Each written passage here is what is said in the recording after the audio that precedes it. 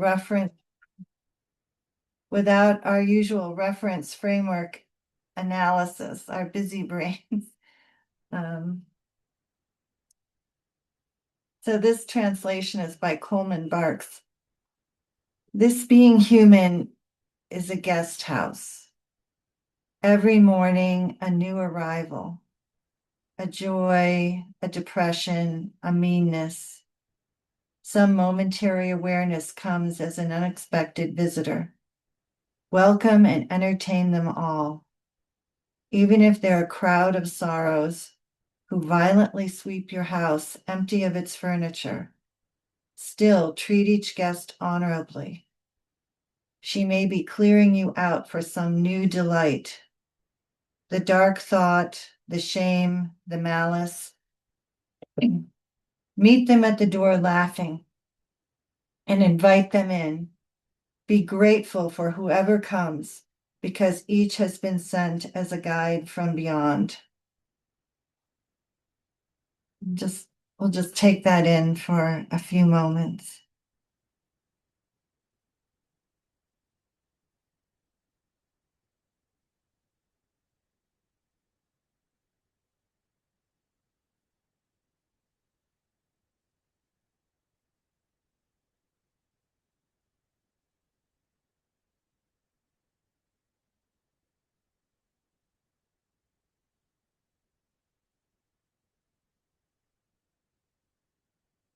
So this poem reminds me of being open to possibilities beyond the triggers, and what is beyond challenging emotions.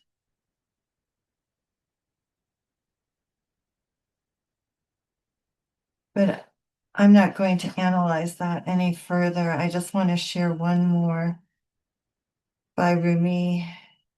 It's called My Worst Habit. My worst habit is I get so tired of winter, I become a torture to those I am with. If you're not here, nothing grows. I lack clarity. My words tangle up and knot. How to cure bad water? Send it back to the river. How to cure bad habits? Send me back to you. When water gets caught in habitual whirlpools, dig a way out through the bottom to the ocean. There is a secret medicine given only to those who hurt so hard they can't hope. The hopers would feel slighted if they knew. Look as long as you can at the friend you love, no matter if that friend is moving away from you or coming back toward you.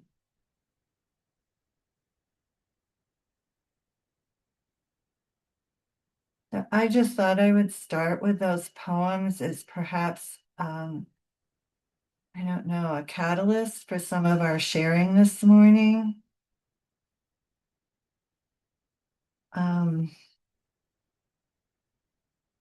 Yeah, so I'm just going to open it up to you.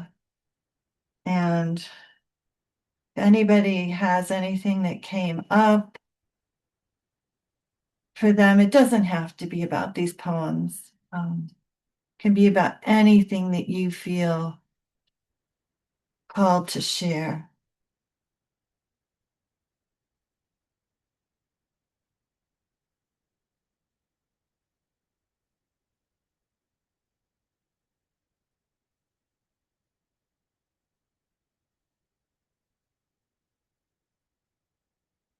Well, this is not about sharing, but I came in toward the end of the first poem and it sounded so wonderful. I wonder if people would be okay about reading it again. Sure, sure. Angie is bowing. Yes. Okay. The first poem is called The Guest House. This being human is a guest house. Every morning, a new arrival, a joy, a depression, a meanness. Some momentary awareness comes as an unexpected visitor. Welcome and entertain them all, even if they're a crowd of sorrows who violently sweep your house empty of its furniture. Still treat each guest honorably. She may be clearing you out for some new delight. The dark thought, the shame, the malice, meet them at the door laughing and invite them in. Be grateful for whoever comes because each has been sent as a guide from beyond.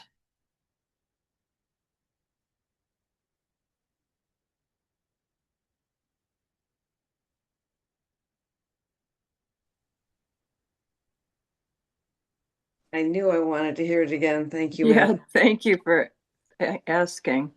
And what's the name of that poem again? The guest house. Okay, thanks. It's Rumi. It's a Rumi poem.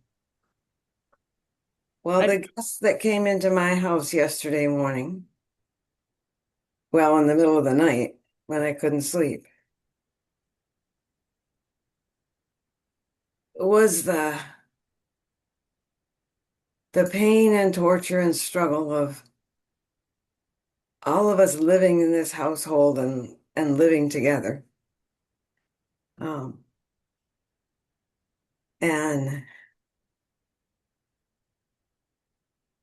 I was just frantic. I didn't welcome the guest at first. In fact, I got up and ate a little bit and laid down again, and damn guest was still there. um, and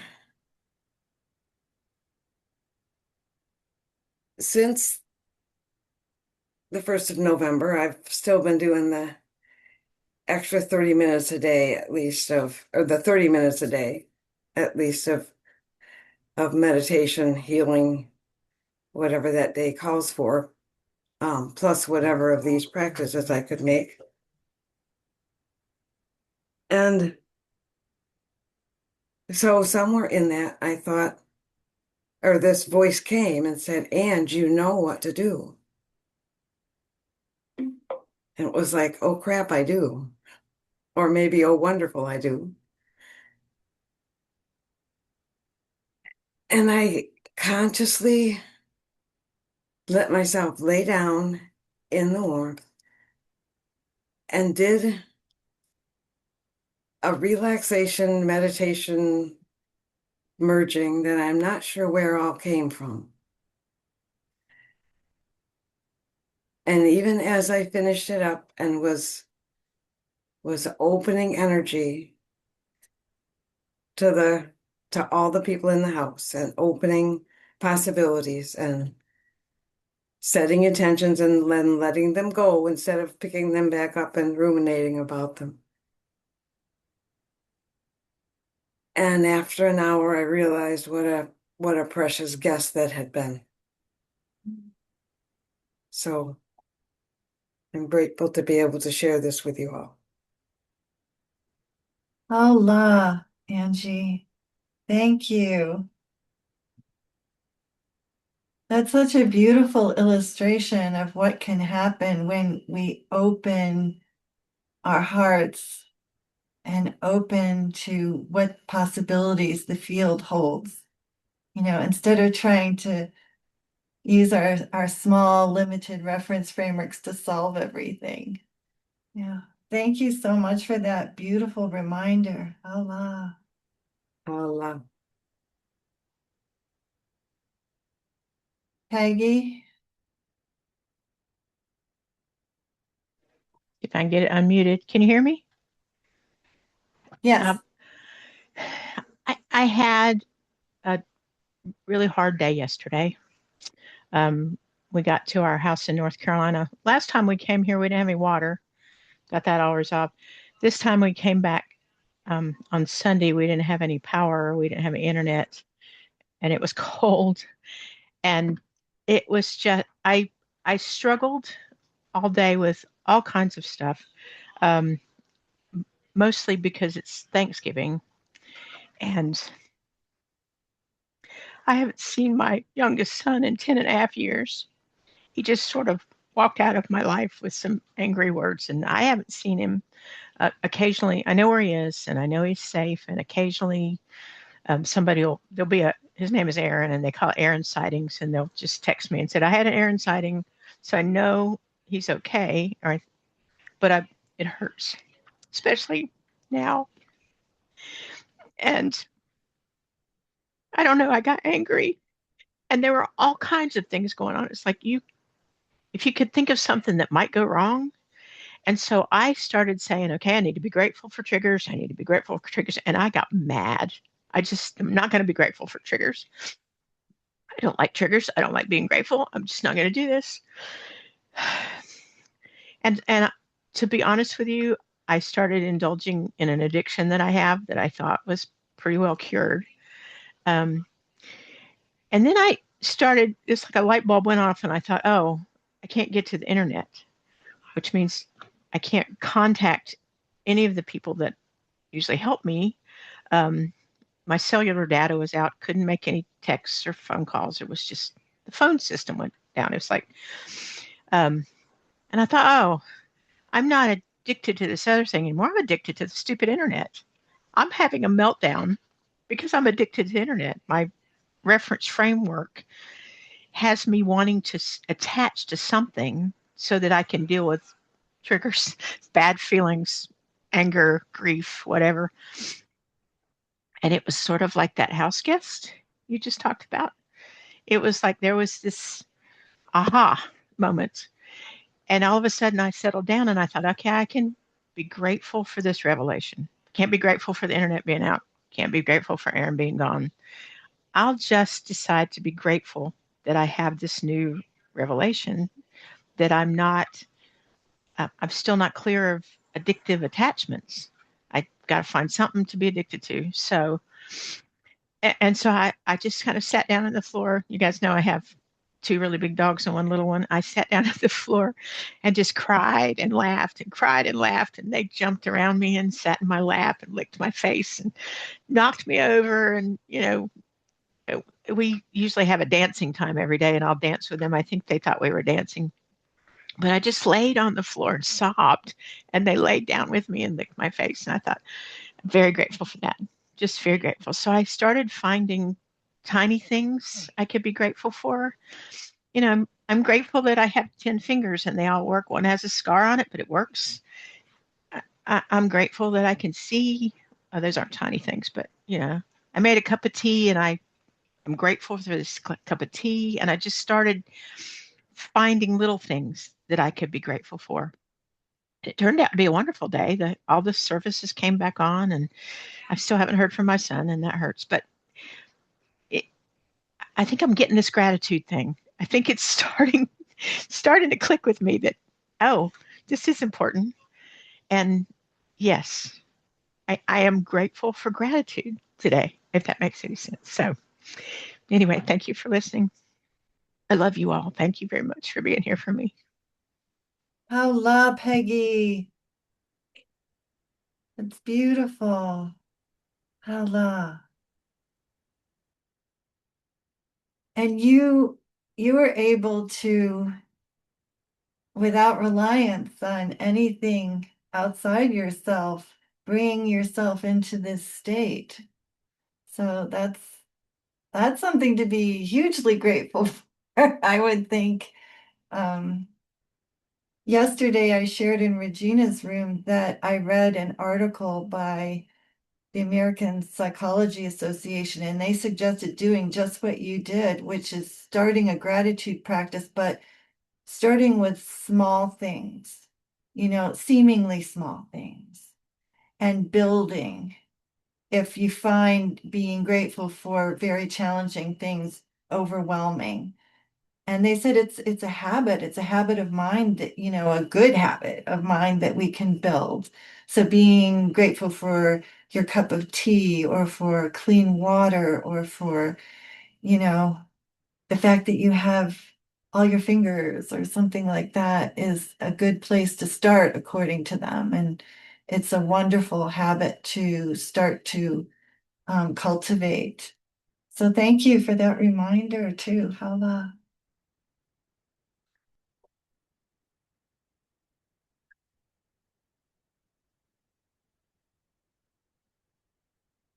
I know it's really challenging to be grateful in the midst of something that's very upsetting and dealing with negative emotions. And when I was thinking about this poem or meditating about it, I thought, if I could just be open to the possibilities beyond the emotions, beyond the triggers, and what the triggers initially bring, that would be a good step for me. Because I tend to get caught up in the challenging emotions and don't get beyond those sometimes. And it takes me a while. This last time, it took me 2 days to come to something beyond profound anxiety and sadness. But I thought, well, it's better than not, you know, coming to that at all. So, but yes, I agree with you, Peggy. This gratitude practice can be very, very challenging.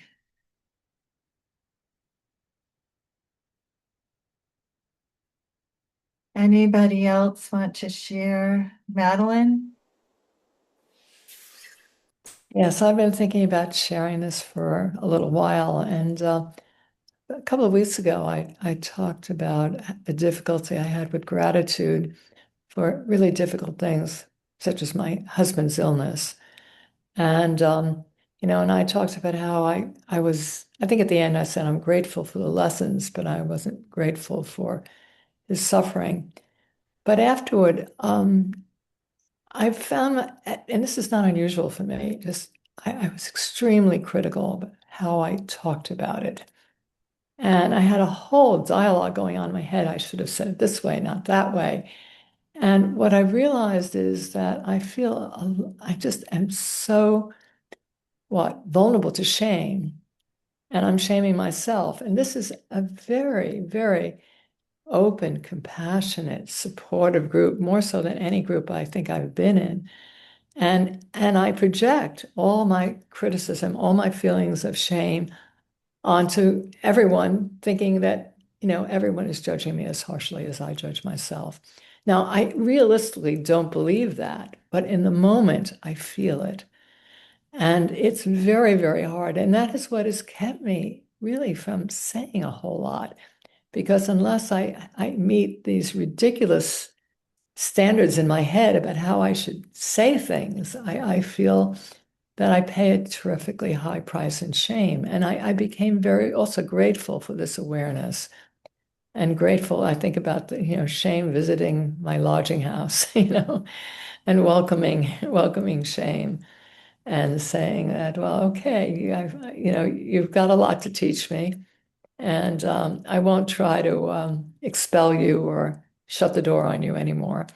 At least that awareness of shame. And this has just been the word that comes up for me, fruitful.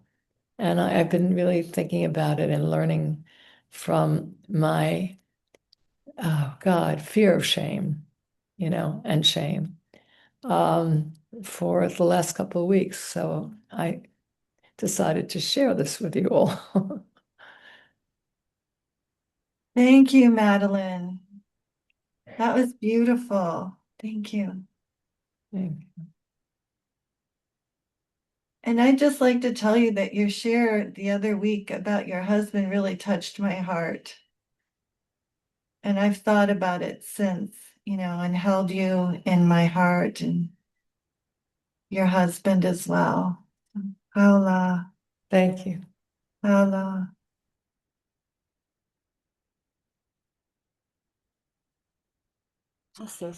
Steph, did you want to share? Yeah, I'll just thank everyone and then briefly share that a friend of mine started what he called a gratitude challenge, where every day he would send out to whoever was signed up to receive them messages, quotes about gratitude, and little micro practices to do.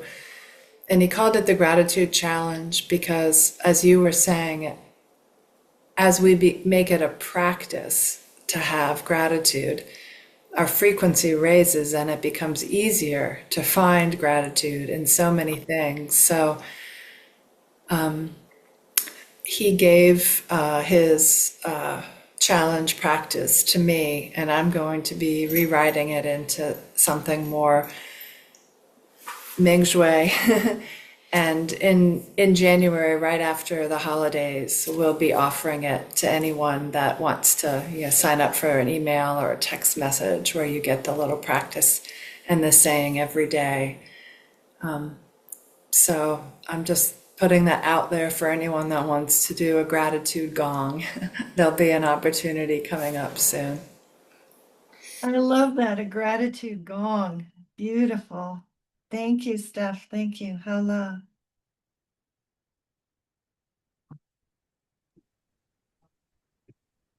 Thank you, everyone.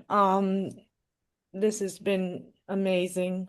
I love you guys. I appreciate all this vulnerability and safe space to be able to do that in. Um, Not many places I've ever found that I could do this in. So thank you. Yeah, I think the deeper we go in this practice, for me, more vulnerability happens. But as far as the gratitude lately, I've been really trying to be grateful for the challenges, right? And like Teacher Wei has mentioned that, like, oh, I love, whatever. Thank you, illness. Thank you, this. And it's not instead. So I'm starting to feel, how do I word this? Grateful that I can even be present in that uncertainty, in that challenge. And that's been a pretty good thing for me. I don't know if that made sense, made sense.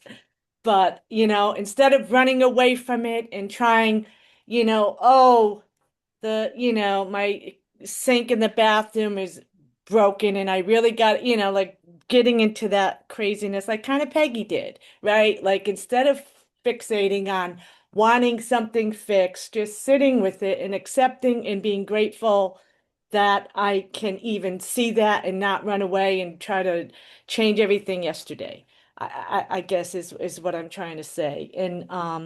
And I think in that practice of gratitude, we start coming into that space of being grateful, even though, I mean, they're like Peggy and many of us, like there's times that I'm like really pissed off and angry and like, no, this is not happening again. And I'm struggling with it. But when I can come to a place where I'm quiet enough and in state, where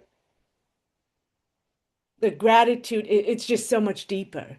It comes from a really deeper heart space. And when that happens, the challenges are still there, but I'm accepting it better. I don't know. I guess I'm having a hard time articulating what I'm trying to say. Sorry about that. But I I just think that there's levels and again, something can happen when we leave this practice today and I'm back to my old reference framework and wanting to do things that are destructive and all that. But to have those glimpses and those moments where you have it and you maybe get it for a second is really awesome.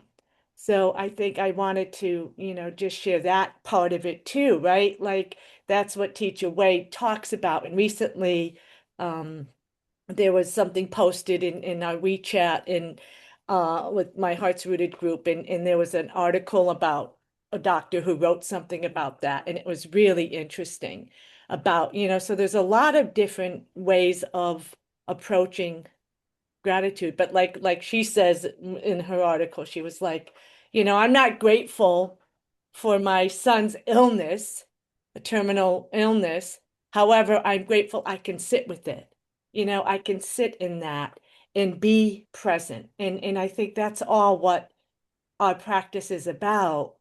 being present in this moment, because who knows where everything else is. So on that, we can run and tell the story all we want. But it doesn't mean it's real and it can destroy us and all that stuff. It's story in its old story. So, Hala, thank you. Love you guys.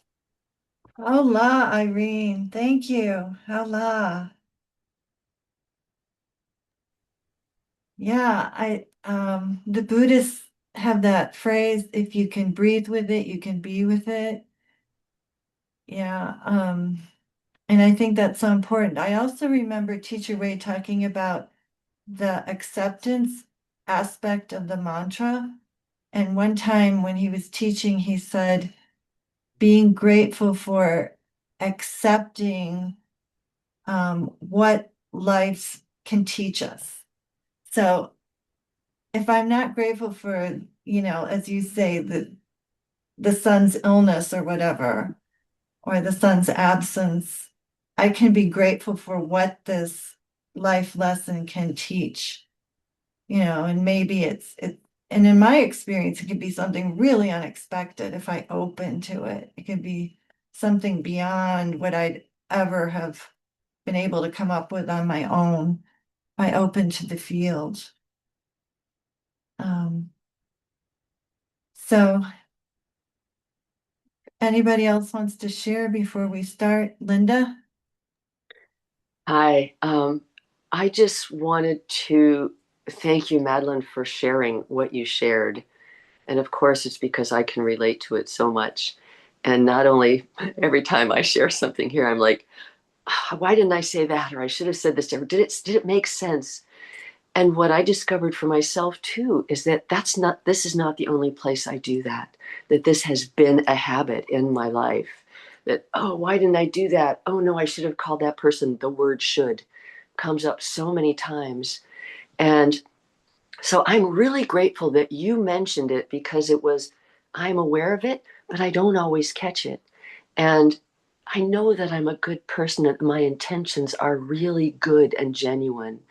And I shouldn't be shoulding on myself. And I've heard that term numerous times.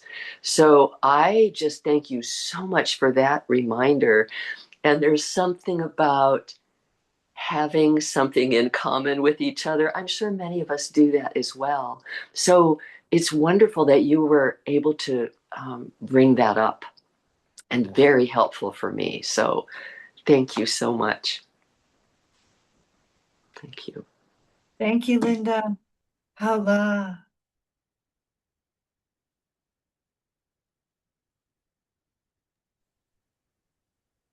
Angie? This is such a powerful practice today. I feel like I have goosebumps almost every time anybody speaks in the opening of myself. And Irene, I want you to know that what you shared will change my Thanksgiving.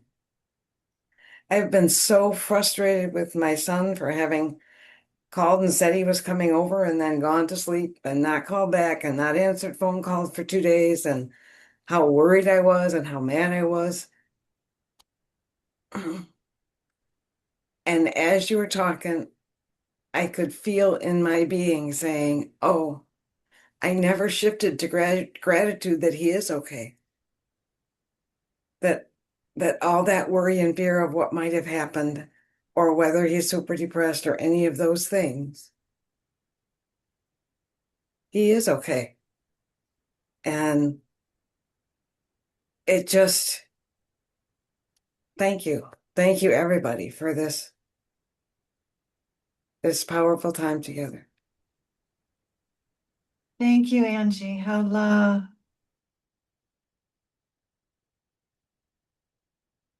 I think all of these shares are so powerful because they help us realize that there is gratitude to be found, even, in ways that our reference frameworks might not lead us to believe.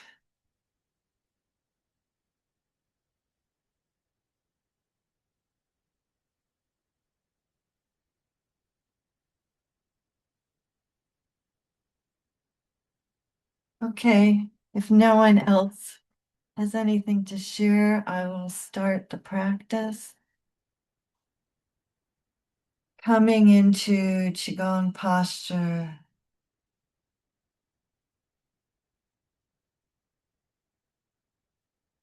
Lifting back way. Feeling the connection of our feet to the earth. Connecting to that nourishing earth energy. Breathing it in. Lifting the toes and breathing this precious earth energy up through the soles of the feet into the entire body, visiting every cell, and breathing out through Bai Hui, connecting with the center of the galaxy. Breathing in Huan Yuan Qi through Bai Hui into the entire body. Exhaling through the earth gates. Reminding ourselves that we have these two wonderful sources of loving energy for healing. And we're dedicating this practice to healing ourselves and healing the world.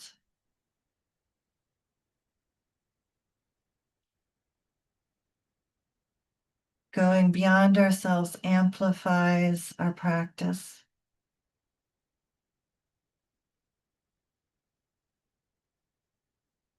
And in this moment, if we can have gratitude for the earth energy, the Huan Yuan Qi, and the universe energy, this vastness, this infinite energy for healing. Just taking a moment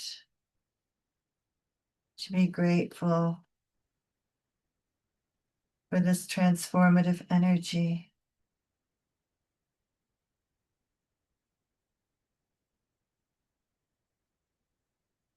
And coming to Senji Palace, saying the end sound to bring us into presence, into pure consciousness state.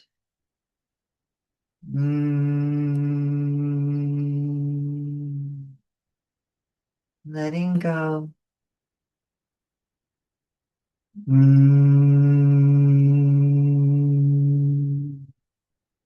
Relax.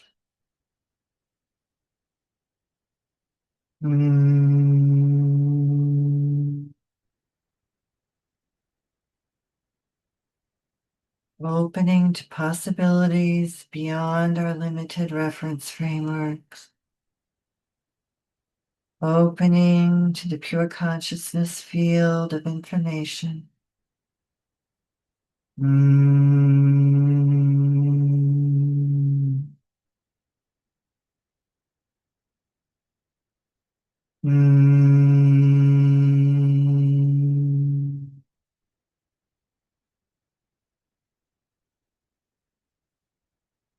Saying the end sound silently.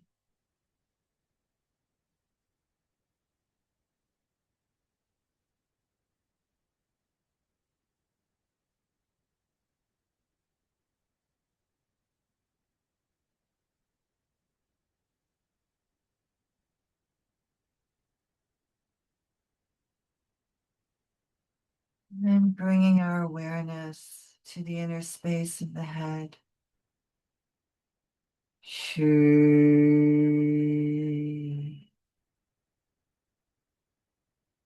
This inner space expands as boundaries dissolve, becomes one with the universe.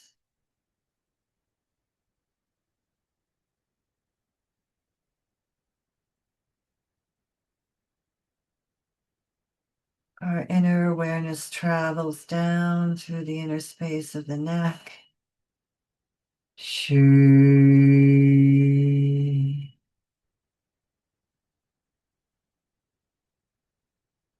inner space opens,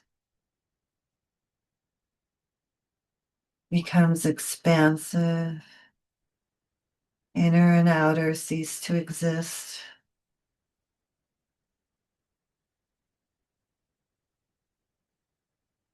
We are all one.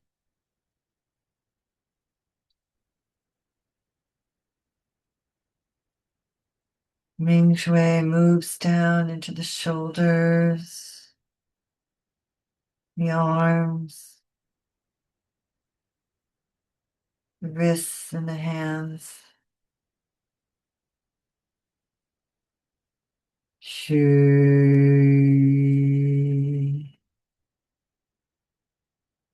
Feel the spaciousness.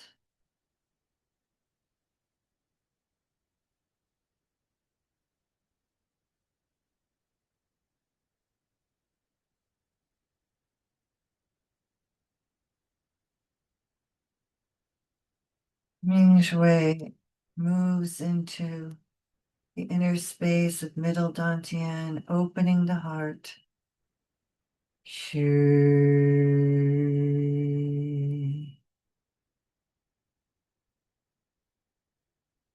All the organs in middle dantian open.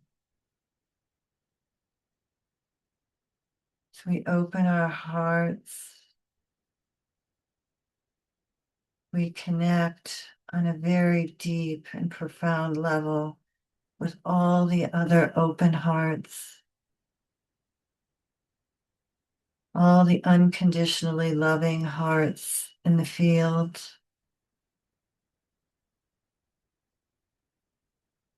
Welcoming this connection, feeling gratitude for this support.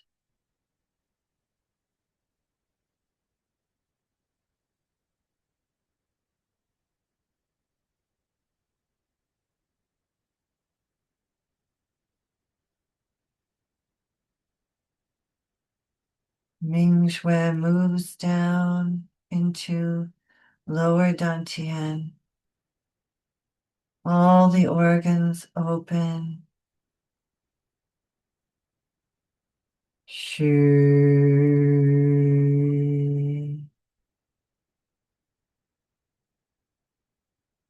Empty, but not empty.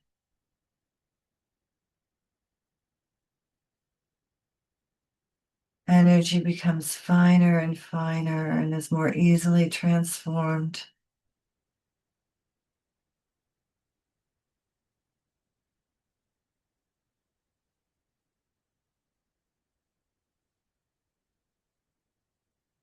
Mingjue observes and merges with the inner space of the spine, all the way from the cervical vertebrae, supporting our heads through the thoracic vertebrae, lumbar vertebrae,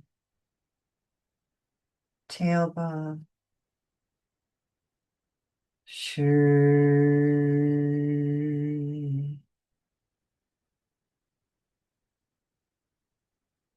This inner space expands, merging with the purest energy in the universe.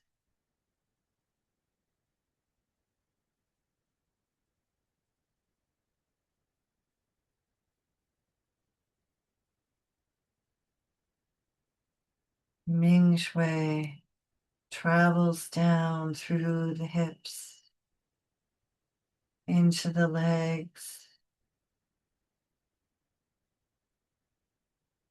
ankles, and feet.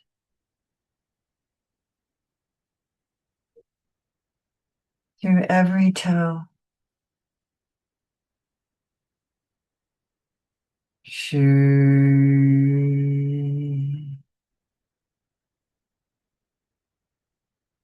Experience the spaciousness, the complete merging with the universe energy. Boundaries cease to exist. We're perfectly merged with the universe Wen Yuan Qi. Feeling the support of this loving universe energy.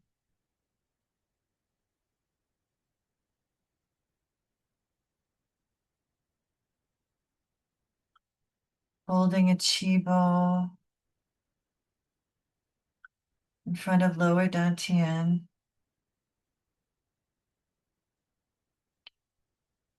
And as we open, letting go, whatever no longer serves us, blockages, realized or unrealized, close, bringing in healing energy. In this entirety state, merge with the universe, with the field, and in our best Mingjue state, we open to possibilities beyond what our limited reference frameworks can imagine. Close, bringing in healing energy, healing information. Open.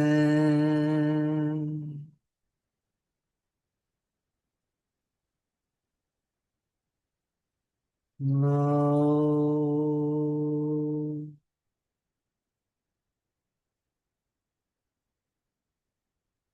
Open.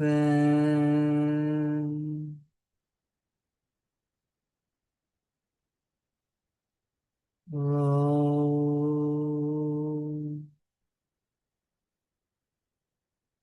And at your own pace for a few moments, relax, letting the arms float from the elbows.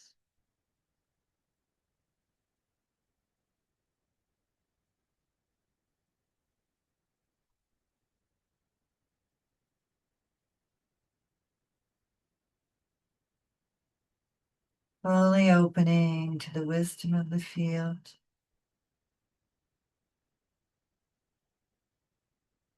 Trust.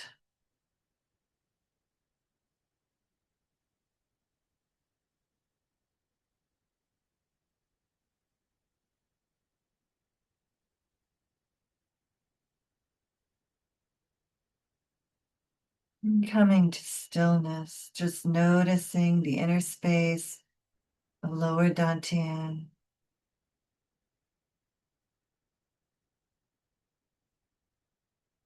The Jing energy, that generative energy, being enlivened by our practice.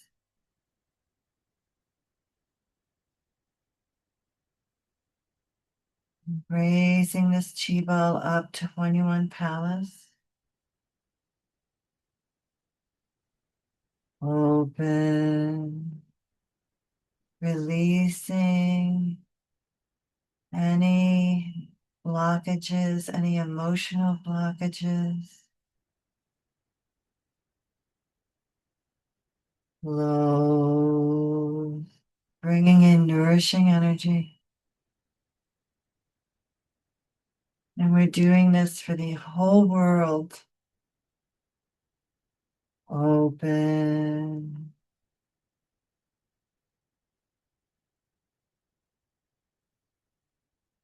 Roll.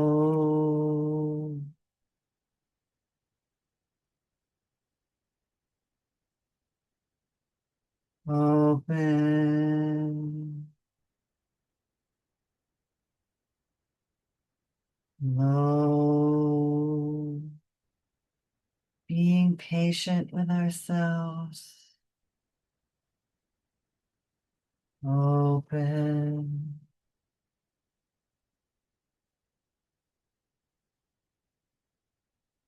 Roll. And at your own pace.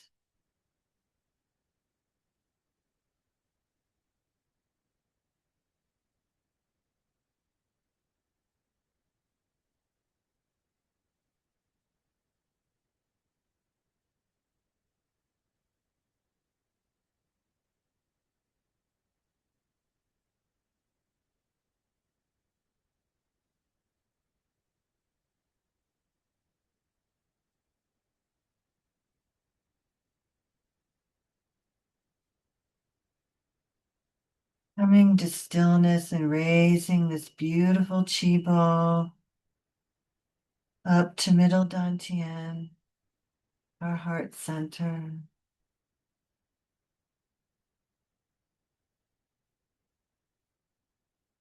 Holding the ball both within and without this space. Open as we open our hearts. Close, bringing in nourishing energy. Open, opening this loving energy, this unconditional loving energy to ourselves and to the entire world. Close,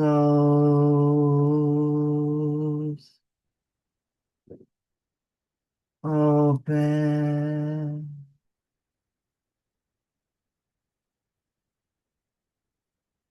close.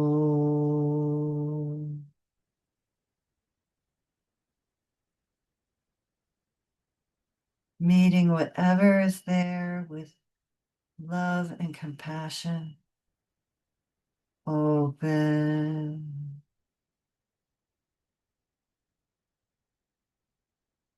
close,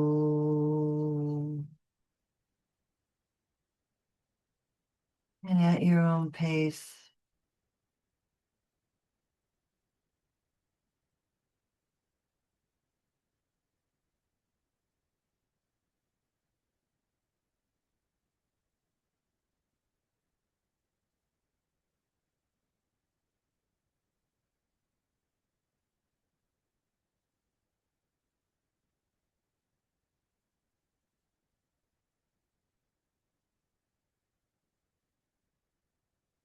Open to receiving.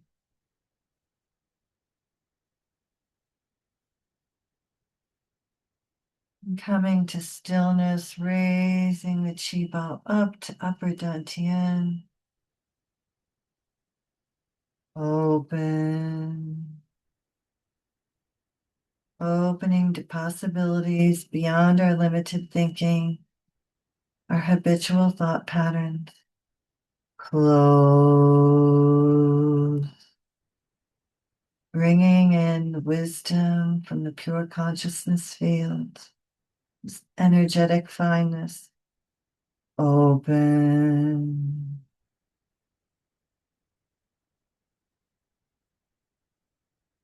Close.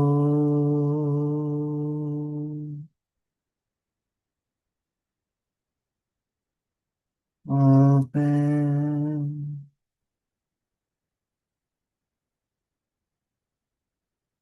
Close.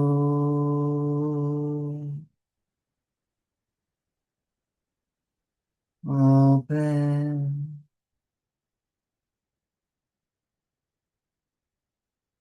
Close. And at your own pace.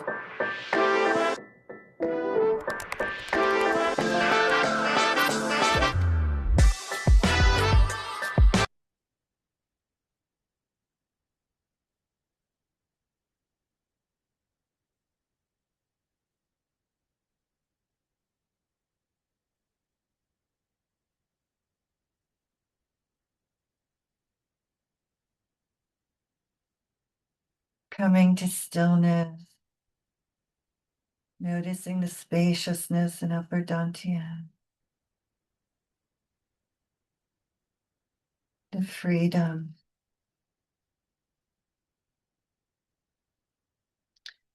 And raising the hands up over the head into the center of the galaxy,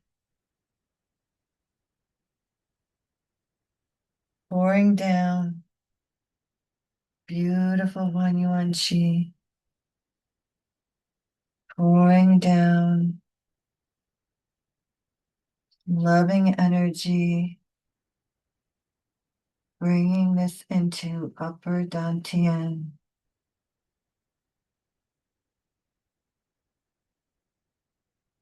the neck, middle dantian,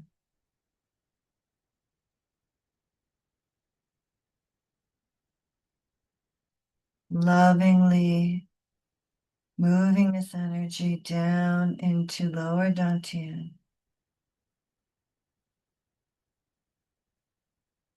through the legs and the feet. And keeping in Mingjue state, we're going to stand, do big circulation.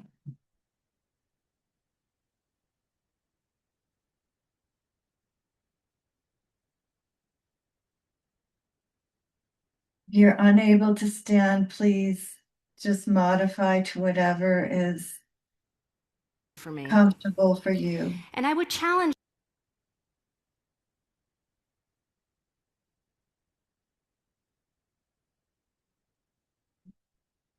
So pushing a chi ball out in front of us, holding this precious chi and raising it up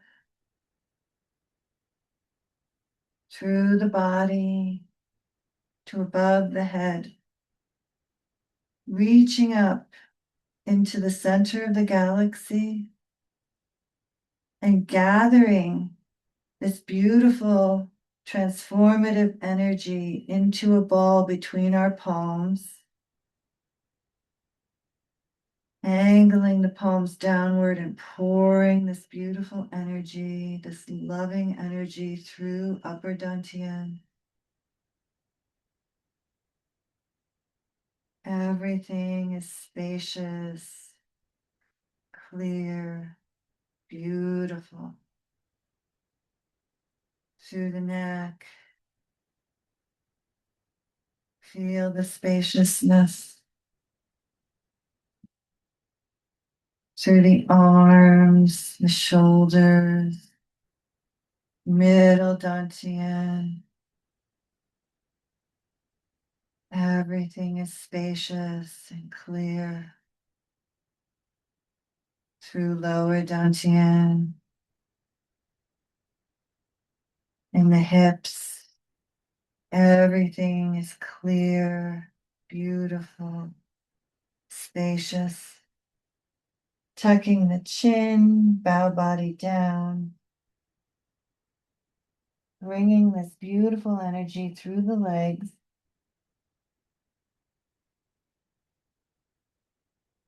Bringing this loving energy through the legs. Down into the ankles and the feet. Holding a chi bowl in the center of the earth. Expanding the body. Breathing into Mingmen and Impala. And slowly raising this chi ball up to the body from the earth to above the head. Can bend your body backward a little bit and inhale and hold the breath.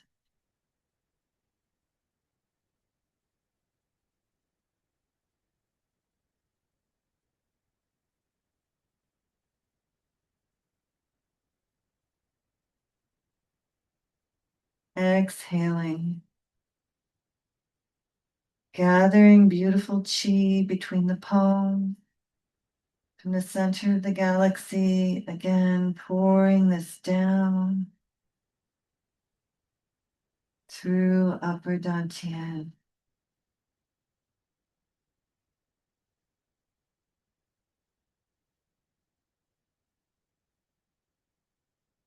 Through the neck, shoulders, arms, middle dantian, lower dantian. Feeling the spaciousness, the beauty of this energy flowing through the body. tucking the chin, bringing this very fine and transformative energy through the legs,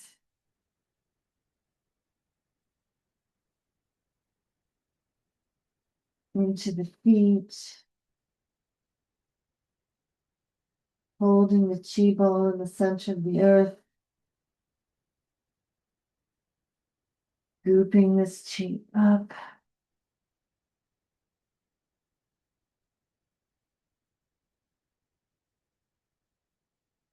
to above the head.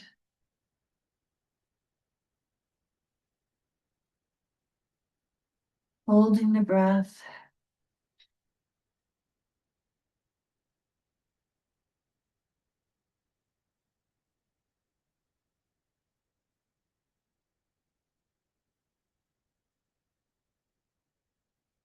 Exhaling, pouring this chi down. Noticing how our inner spaces are being transformed in this moment.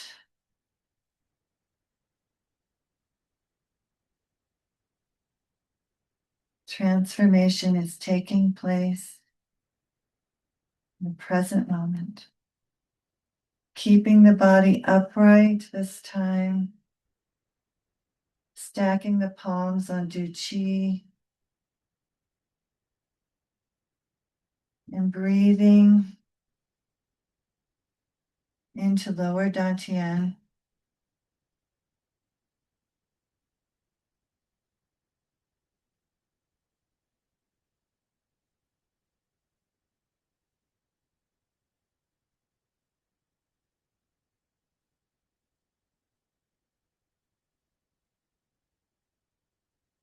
And keeping this very deep state, you can remain standing or come into a sitting position.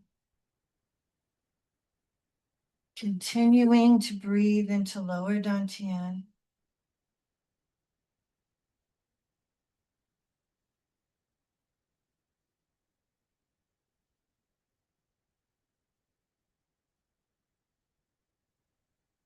And just allowing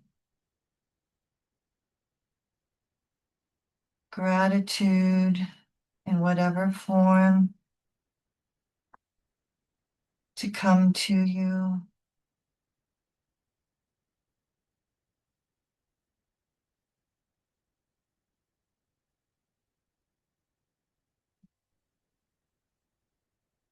You can bring to mind a trigger. It doesn't have to be an overwhelming trigger.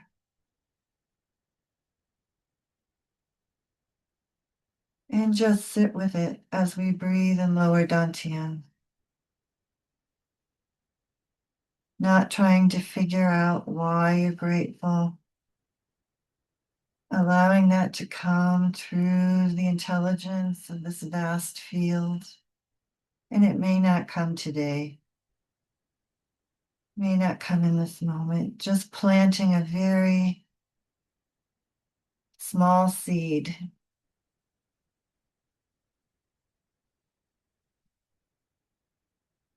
That you would like some clarity on how this trigger can teach you something.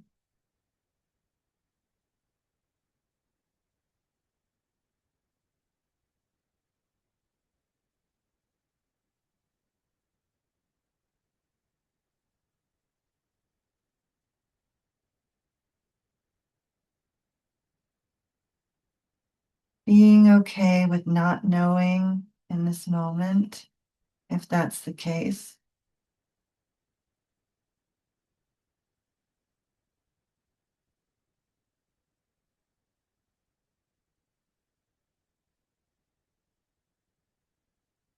Being patient.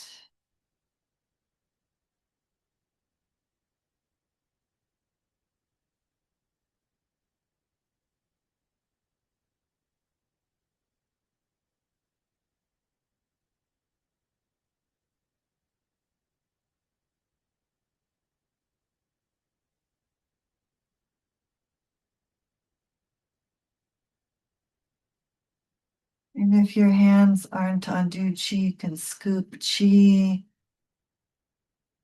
around the horizon and bring that into Du Chi again to ground before we end the practice.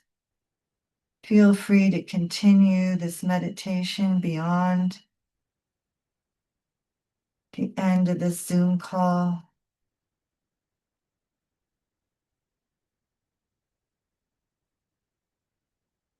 I'm grateful for your presence here today. If you'd like to continue to meditate, please do. If you'd like to open your eyes and release your hands, you can do that as well.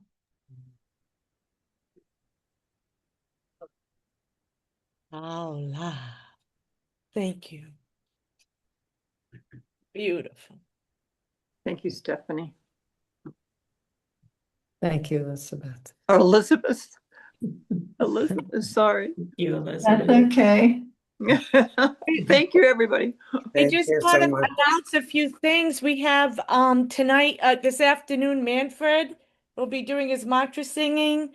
Tonight is Elizabeth on keyboard. No, on Elizabeth is with pumpkins and healing, Mingjue Gratitude healing. And then Wednesday, I believe it's Taryn, and then Thursday, Megan is offering a Oh, cool. Thanksgiving practice on my Zoom at 10 a.m. Eastern Time. Hala, thank you. Allah. Allah, everybody. Mm. Allah.